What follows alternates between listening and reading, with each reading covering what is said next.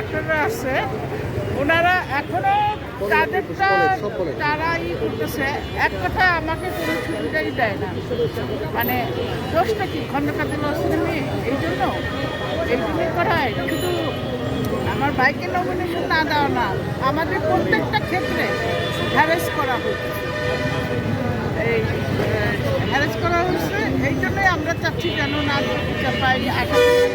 ভারপ্রাপ্ত তারেক রহমান উনি ব্যাক করবেন, ব্যাক করে আমাদের যে চাওয়া পাওয়া আছে ওইটা উনি শুনবেন এবং উনি ন্যায্য বিচার করবেন। ওনার কাছে আপনি কি মেসেজ চাচ্ছেন বর্তমানে? এখন উনি তো আসতেছে। আমরা তো সবচেয়ে বড় কথা কি, কোনো যোগাযোগই করতে পারতেছি না। এত লোকে যোগাযোগ করে যারা কোনোদিন মানে বিএনপির দুঃসময়ে নাই, ছিলই না। নতুন নতুন কত চেহারা দেখি বিএনপিতে এখন সময়ে, তারা দেখা করতে পারে। আর আমরা খন্দকার হোসেনের ছেলে মেয়ে হয়ে দেখা করা তো দূরে কথা, মানে কথাও বলতে পারি না। অনেক চেষ্টা করেছি ওনার সাথে দুটো কথা বলার জন্য। উনি নিজের মুখে বলুন যদি হ্যাঁ নমিনেশনটা আমি দিচ্ছি বা উনি ওনার মুখ থেকে শুনতেছি না। উনার শুধু নীতি নির্ধারণ করে বলে না, এটা যা করা হয়েছে উপর থেকেই করা হয়েছে।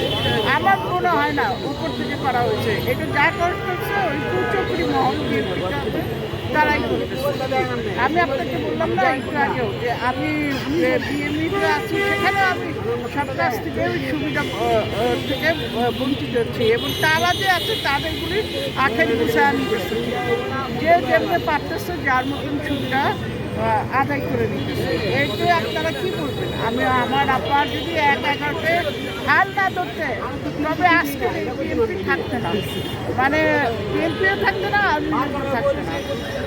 আমার শেষ বক্তব্য এটাই, জনাব ভারপ্রাপ্ত তারেক রহমান বাংলাদেশে এসে যেন ন্যায় বিচার করে।